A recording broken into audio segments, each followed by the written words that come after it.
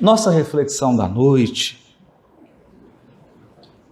procura tocar naqueles pontos essenciais para a compreensão da Bíblia à luz do Espiritismo. Não é que tenhamos a intenção de criticar ou desmerecer qualquer abordagem feita à Bíblia, seja hoje ou nos tempos passados. Temos profundo respeito por todas as vertentes religiosas, por todas as vertentes teológicas e interpretativas da Bíblia. Mas é preciso dizer que o Espiritismo também dá a sua contribuição. Ele também se insere num debate e tem muito a oferecer àquele coração sincero que busca a verdade e que pretende alcançar uma compreensão mais profunda da Bíblia. A primeira questão que precisa ser dita, que é a primeira armadilha, é que na Bíblia não tem armadilha. A armadilha está em quem lê a Bíblia. É diferente. Porque depende muito do olhar de quem se aproxima desses textos. Quando alguém traz no coração o espírito de polêmica, qualquer coisa é pretexto para discutir, para agredir. Quando alguém traz no coração o espírito de fanatismo e fundamentalismo, qualquer coisa é pretexto para criar seitas e sectarismos, que vai desde um partido político até um time de futebol. Tem pessoas que vão ao estádio para se divertir, outras vão para brigar e agredir. De modo que aquilo que o ser humano traz no coração, ele transborda em tudo que lida. E com a Bíblia não foi diferente. Pessoas extremamente violentas e sanguinolentas se apropriaram da Bíblia para matar. Ao longo dos séculos, pessoas com uma sede imensa de poder transformaram a Bíblia num pretexto para dominar e para submeter consciências. Fanáticos, soberbos e intelectuais presunçosos também utilizaram a Bíblia para disseminar no espírito das massas uma compreensão completamente equivocada do que seja a Bíblia e os seus missionários, os seus porta-vozes. Então é preciso dizer, todos os textos bíblicos são textos da literatura de um povo. Eles expressam a alma religiosa de um povo. E uma alma religiosa que se transbordou e se derramou ao longo de muitos séculos, depois de muitas lágrimas, à custa de muito sofrimento, de muito sacrifício. A Bíblia foi escrita com muita lágrima, com muita fé, com muita alegria e com um testemunho de comunidades e de gerações. Portanto, a armadilha está no uso que se faz do texto bíblico. Aliás, esse é um ponto que nos ajuda a refletir sobre qualquer coisa. Qualquer coisa. Conhece-se, e perceberemos isso nas questões 621 seguintes de O Livro dos Espíritos. Conhece-se o verdadeiro divulgador, profeta, expositor de qualquer doutrina, não pela folhagem, não pela espessura do tronco, não pela beleza da copa. A árvore se conhece pelo fruto. Toda vez que vemos alguém expondo uma ideia, um ponto de vista, uma proposta, é preciso olhar para a vida dessa pessoa, a fim de aquilatar das consequências do que ele fala e do que ele defende. que o fruto revela a árvore. Feita essa advertência, temos algumas armadilhas que nós chamaríamos de armadilhas interpretativas. Onde nós podemos tropeçar ao nos aproximarmos dos textos bíblicos? O primeiro ponto que nós consideramos fundamental é não compreender o que é a Bíblia. O que é a Bíblia? Muitas vezes a gente chega num hotel e tem lá ao menos metade de uma Bíblia. Eu cheguei hoje no meu quarto, tinha lá metade, que era o Novo Testamento, né? Faltou só o Velho. Aquela edição dos Gideões, estava lá no quarto do hotel. E a gente coloca a mão naquele livro, e a primeira impressão que alguém tem quando pega uma Bíblia na mão é que aquilo tudo foi escrito de uma vez por uma pessoa só. E geralmente com Deus do lado soprando. É um processo assim, quase que de uma voz direta, né? Como se Deus chegasse e falasse assim, anota tudo que agora eu vou falar. E não nos damos conta de que entre o primeiro livro da Bíblia, que é Gênesis, e o último livro da Bíblia, Apocalipse, nós temos quase 2000 anos de distância. 2000 anos de distância. Então eu peço para você que faça um exercício agora. Imagine Fortaleza 500 anos atrás. 500 anos atrás. Tá bom, eu acho que eu exagerei um pouco. Imagine Fortaleza 150 anos atrás. Um habitante de Fortaleza, o que ele fazia? Mandava WhatsApp para o colega de trabalho, é isso? Então, quando a gente começa a ter um olhar histórico, nós vamos percebendo que uma pessoa que morava em Fortaleza 100 anos atrás não falava a mesma língua que nós falamos hoje. Não vivia do mesmo modo que vivemos hoje. Agora, imagine alguém aqui há 2000 anos atrás.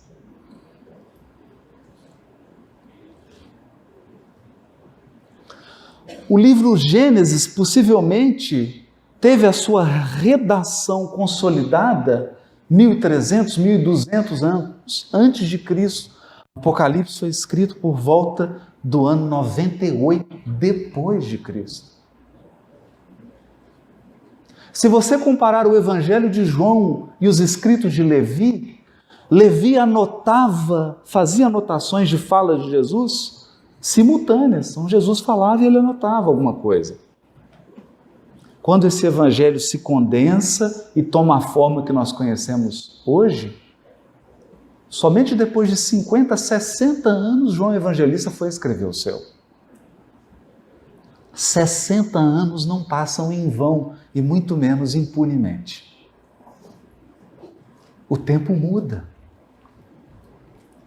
Então a primeira compreensão que nós devemos ter da Bíblia é que ela é uma coletânea de livros. Uma coletânea de livros.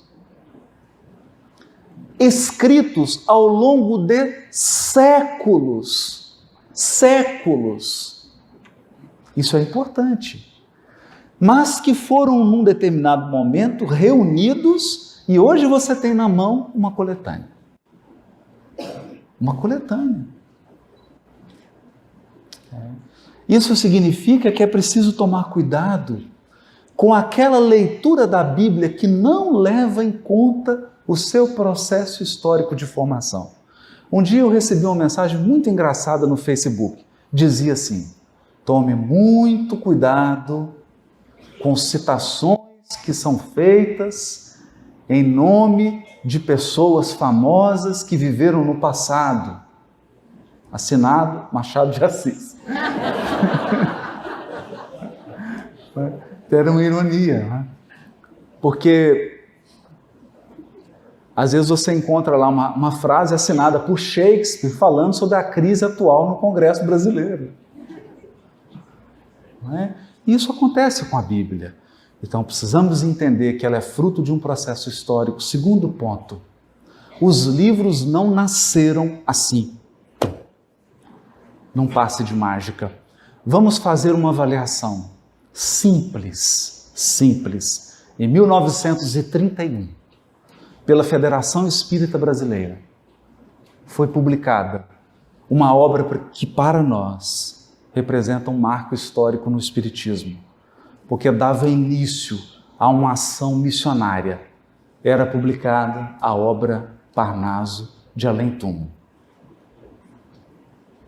Mas imagine, o Parnaso de Além-Túmulo que você tem hoje não é o Parnaso de Além-Túmulo que foi publicado. O Parnaso de Além-Túmulo que foi publicado continha um número muito menor de poemas.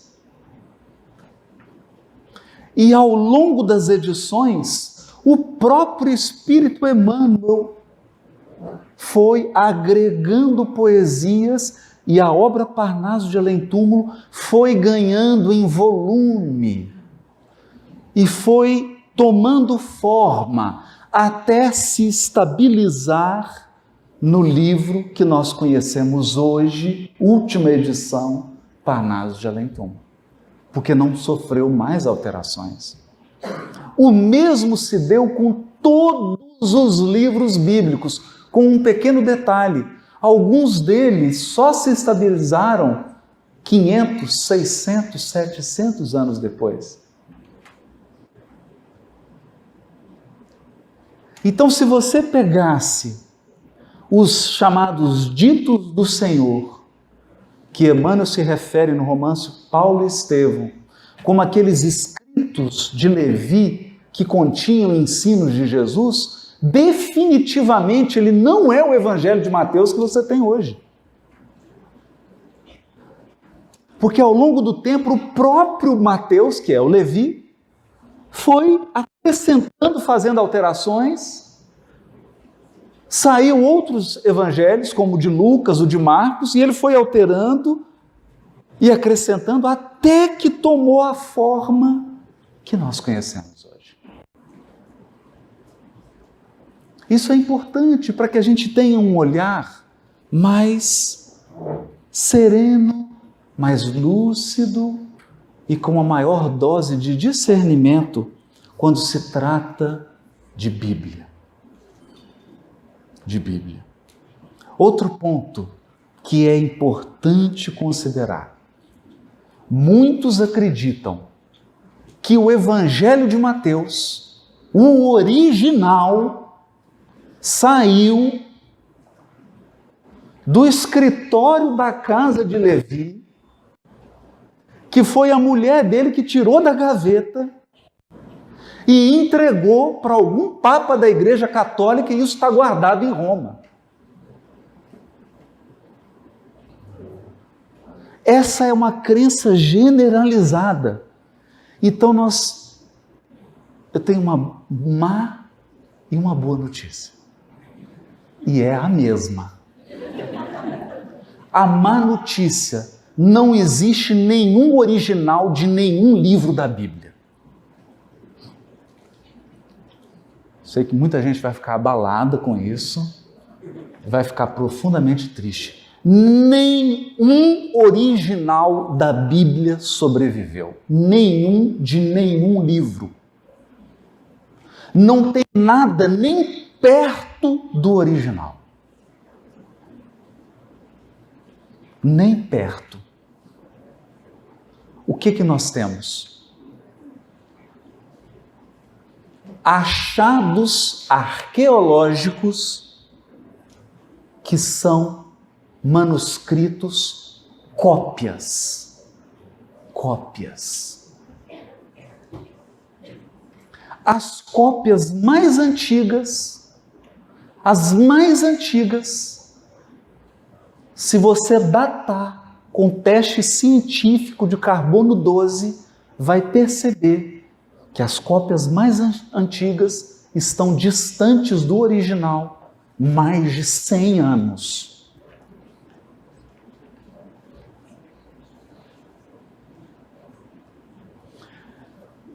E a gente percebe assim um olhar, todo mundo fala, meu Deus, e agora? Acabou. É um Armagedon. Não! Não é um Armagedon. Por que não? Porque a espiritualidade utilizou uma outra estratégia.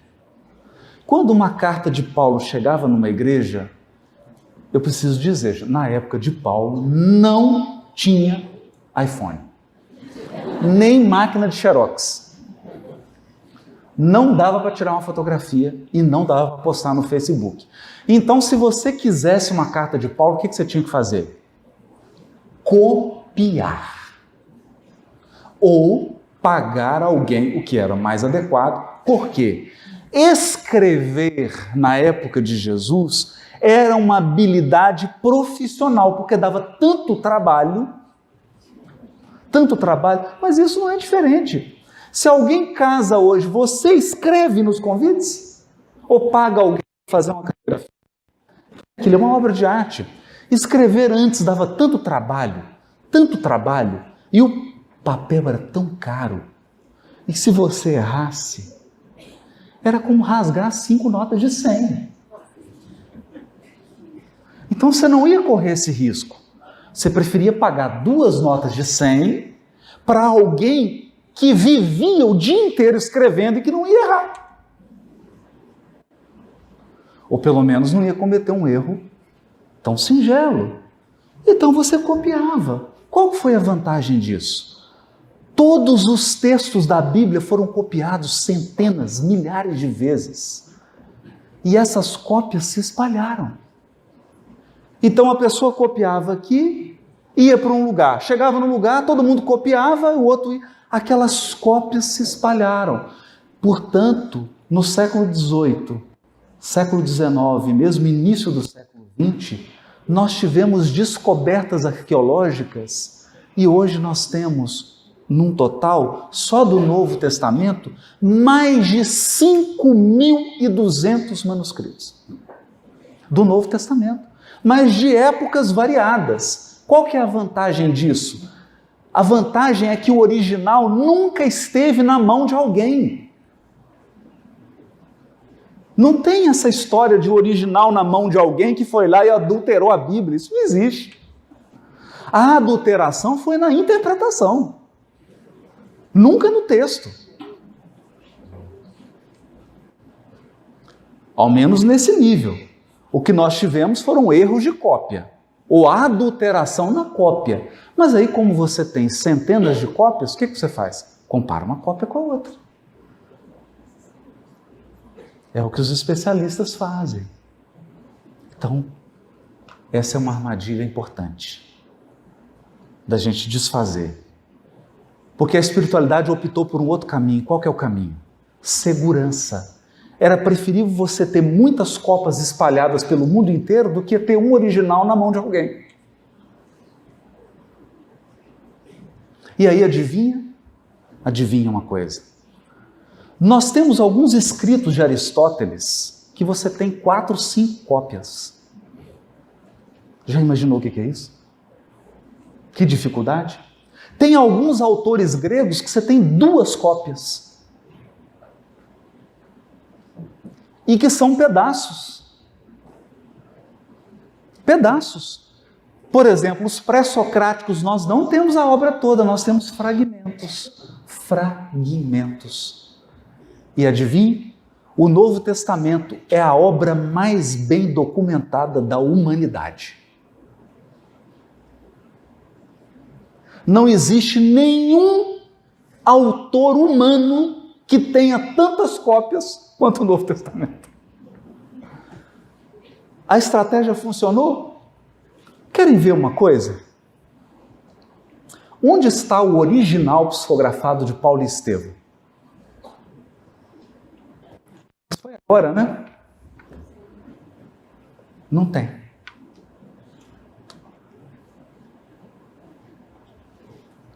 Não tem. Então nós estamos com o nosso amigo Luciano aqui, que é o nosso historiador, Há no livro Testemunhos de Chico Xavier uma carta de Chico escrita a Vantuil nos seguintes termos: querido amigo Vantuil, chegou ao nosso conhecimento o fato de que os amigos estão queimando os originais das obras psicografadas. Gostaríamos então de pedir que os originais fossem devolvidos, depois de transformado o livro, que os originais fossem devolvidos, mas aí um tanto já tinha sido queimado.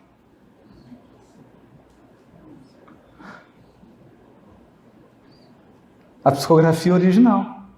Agora, isso aconteceu aqui. Não tem nem 50 anos. 60 anos. Que dirá com os evangelhos. Então, esse é um ponto que precisa ser considerado. Foi uma estratégia da espiritualidade. Agora, gostaríamos de considerar um outro ponto. E esse talvez seja o mais radical. E agora eu vou precisar que você se concentre. Concentre bastante. Mas pense agora como um espírito imortal. Não pense agora, pelo menos durante 30 segundos. Durante 30 segundos, experimente pensar como um espírito imortal e não como um encarnado. Eu sei que é difícil. Eu sei que é difícil. Vamos lá. Se você resolver a partir de hoje comprar um diário e relatar nesse diário as experiências que você tiver diárias, é por isso que chama diário, né? Claro, experiências diárias, você vai comprar um diário. Depois de 2 anos que você estiver escrevendo o seu diário, todo dia, relatando as experiências, eu te pergunto, o que é mais rico, o seu dia ou o que você escreveu no diário sobre o dia?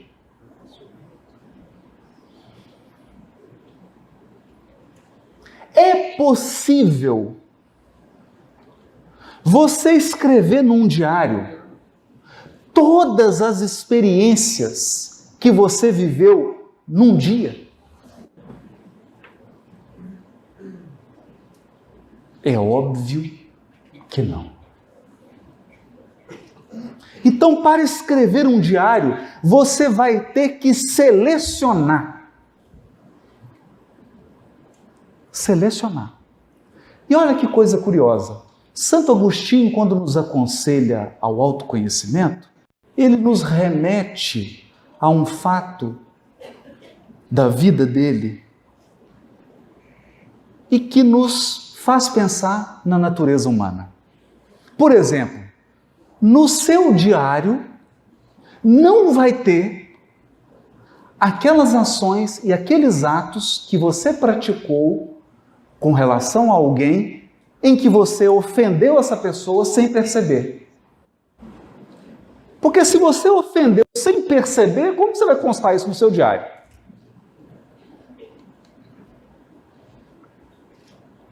Então você vai precisar do diário da sua sogra, ou da esposa, ou de um filho, de um familiar, para que você saiba realmente o que aconteceu naquele dia. Porque quando a gente ofende alguém, a gente não lembra. A gente só lembra quando é ofendido. É um aspecto interessante da natureza humana. Isso é uma limitação da redação. Agora vamos para uma outra questão. Você realmente acredita que uma biografia contém tudo sobre a vida de alguém? Se você ficou em dúvida, conversa com o Luciano. É claro que não. É claro que não.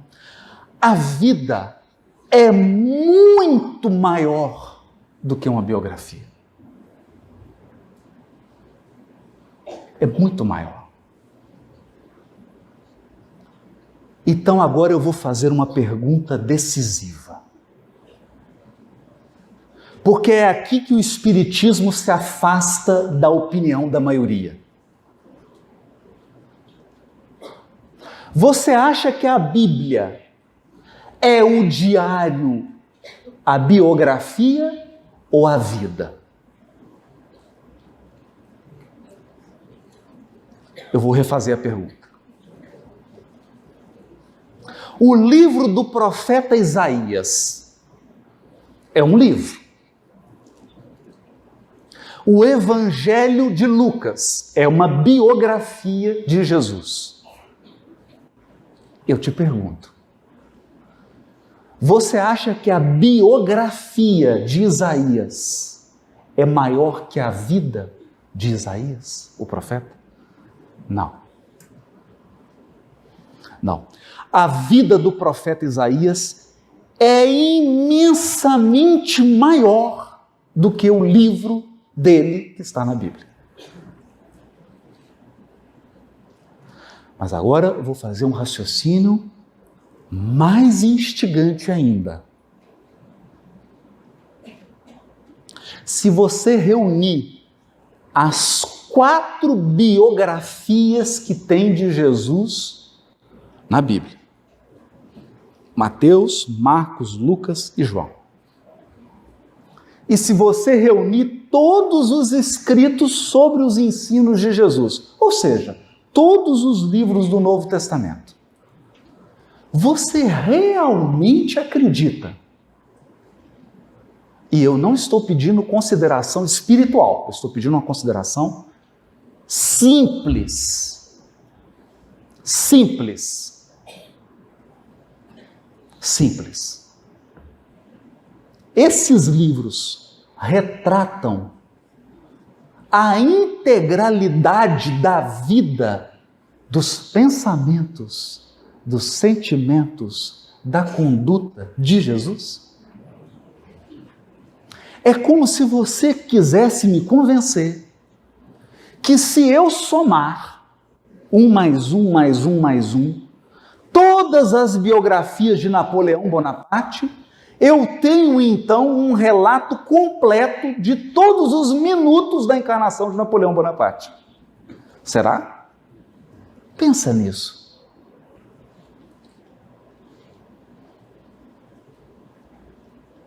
Pensa nisso.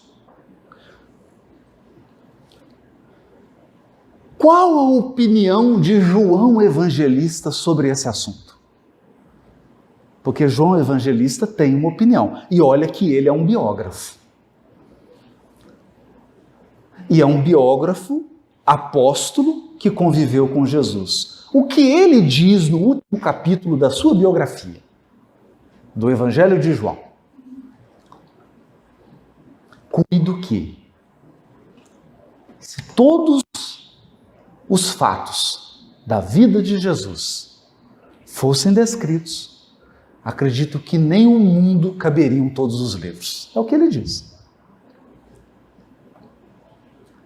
Então, quem está dizendo isso é um biógrafo que foi apóstolo.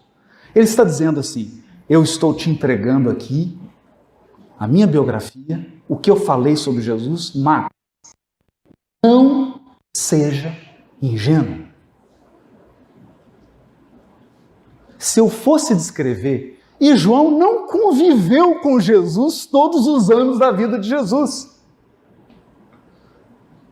Porque quando João Evangelista nasceu, Jesus já estava com a metade da idade de quando João Evangelista o conheceu.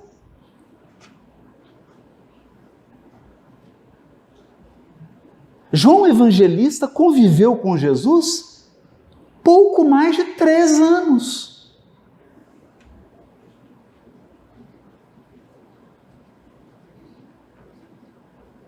E diz isso: se eu fosse falar tudo, não ia ter onde colocar livro. Então aqui vem a pergunta: o que é a Bíblia? A vida do missionário ou o diário e a biografia da vida dele?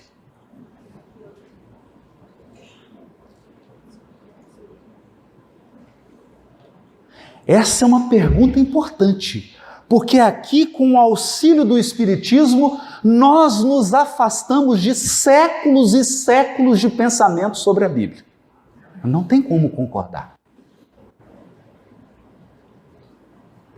Porque para a maioria, a Bíblia é o diário.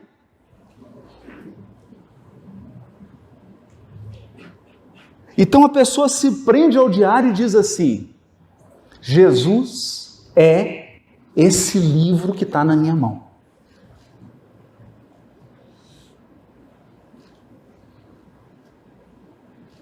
Percebe? Essa é uma questão muito importante, porque hoje, no movimento espírita, nós estamos correndo esse risco de fazer isso com Kardec.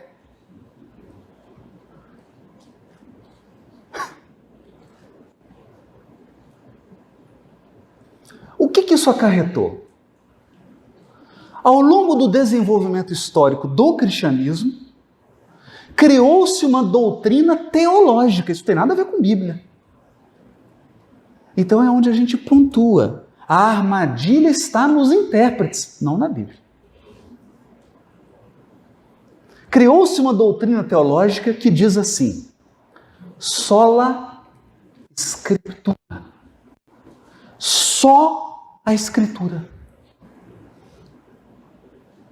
O que diz essa doutrina teológica? Porque nós, amigos e amigas que estamos aqui, eu tenho uma outra notícia para dar.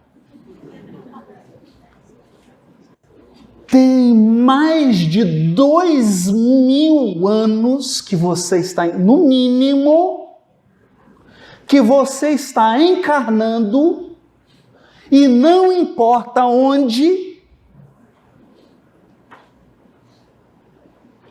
não importa se é na Índia, se é na Arábia, se é em Israel, se é no Egito, se é em Roma.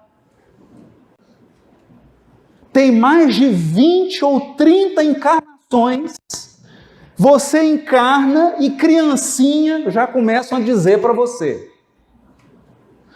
toda a verdade está no livro que está na sua mão. Sola Escritura.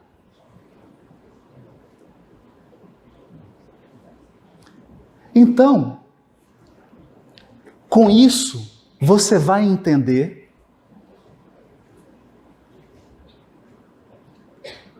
aquele homem muçulmano que chega diante da Biblioteca de Alexandria, que era o maior arquivo de manuscritos da história da humanidade, chega com seu exército e diz assim: tem alguma coisa nessa biblioteca que não esteja no Alcorão? Que resposta que você ia dar para ele? Se você falasse assim: tem coisas aí que não tem no Alcorão, cortava a sua cabeça. Porque ele aprendeu que o Alcorão tem tudo. Tem tudo para sempre.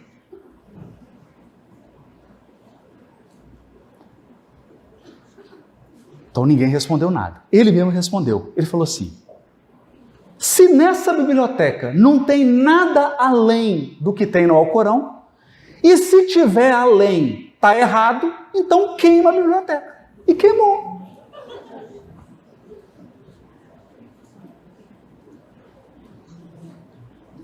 Queimou a biblioteca de Alexandria,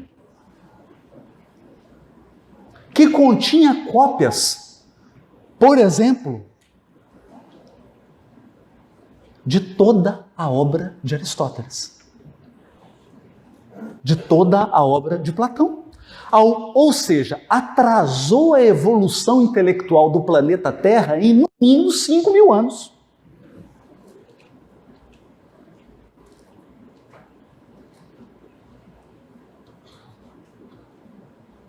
Então, é uma armadilha. Mas por que é uma armadilha? Porque eu vou ler a questão 622 de O Livro dos Espíritos. Porque todos nós sabemos de cor a 621. Quer ver? Eu vou falar metade, vocês falam a outra. Onde está escrita a lei de Deus? Todo mundo sabe a 621. Agora eu vou ler a próxima. Confiou Deus, essa é a 622. Confiou Deus a certos homens a missão de revelarem a sua lei.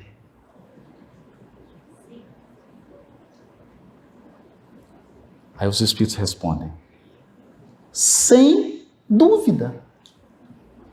Sem dúvida. Em todos os tempos, houve homens que tiveram essa missão. São espíritos superiores que encarnam com o fim de fazer progredir a humanidade. Então, escuta aqui. O que é mais importante, o missionário ou o que ele escreveu? É claro que é o missionário, porque a vida é maior do que o que você escreve.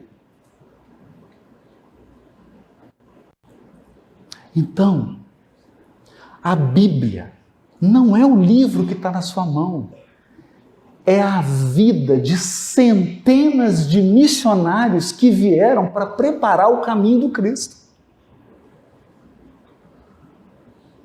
É vida. É vida.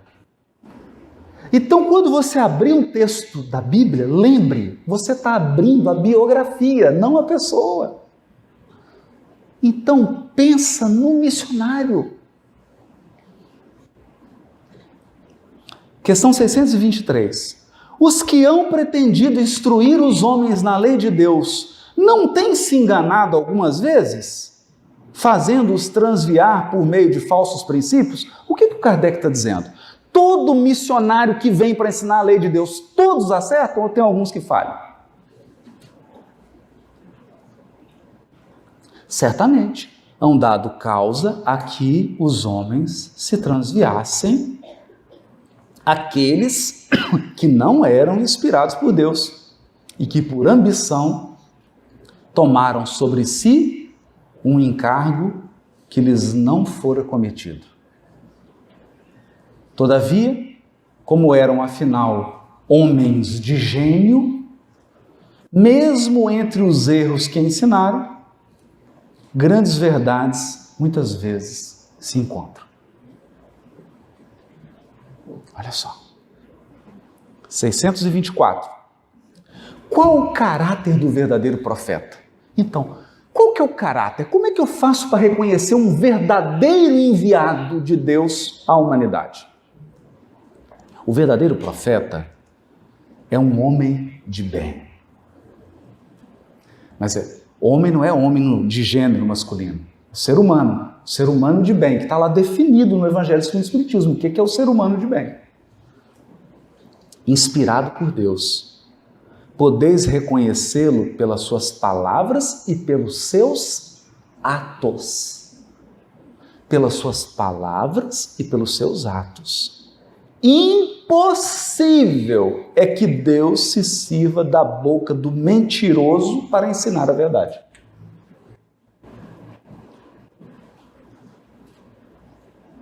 Então, agora eu não queria falar de armadilha. Com essas questões aqui, eu queria falar sobre as estrelas. Mas estrelas em que sentido? Antes de voltar aqui. Na época antiga, não tinha Waze, nem Google Maps, nem GPS. Os navegadores se guiavam pelas estrelas. Por quê? Por quê? Porque elas eram precisas, as estrelas fixas não se alteravam. Elas criavam um referencial. Então eles se guiavam por elas. Hoje, quando eu abro algum livro da Bíblia, antes de pensar no livro, eu penso nas vidas. Naquele espírito que encarnou e viveu 50, 60, 70, 80, 90 anos e desempenhou uma missão histórica dentro de um limite histórico, trazendo a informação que ele podia trazer, movimentando-se como era possível se movimentar, mas trazendo algo novo. Funcionava a humanidade a dar um passo. E acredite, são centenas de missões. Centenas. Então, ao lado de um Jeremias, de um Isaías, tem um profeta Natan, que ninguém conhece, mas é o profeta que puxava a orelha do rei Davi. E ninguém lembra dele. Mas é através desse profeta desconhecido que nós temos a primeira profecia da vida do Cristo. É Natan. Está lá em 2 Crônicas. Ninguém sabe. É por ele, pela boca desse profeta desconhecido, um missionário. Quem foi ele? Nós não sabemos. Como é que era a esposa dele? Onde ele viveu? Como é que ele era? O que ele sofreu? O que ele passou para fazer essa missão? Que espírito era esse? Mas acredite, ele cumpriu a missão dele com lágrimas e sacrifício. Ele pegou a tocha da mão de alguém e entregou na mão de alguém, até que a tocha chegasse nas mãos desse filho. Qual o tipo mais perfeito que Deus tem oferecido ao homem para lhe servir de guia, modelo? Jesus. Um dia, a tocha chegou nas mãos do Espírito mais elevado que já veio à Terra todos os tempos. Jesus. E quando ele pegou a tocha, carregada por centenas de missionários ao longo de séculos, ele mostrou que ele mesmo era a tocha.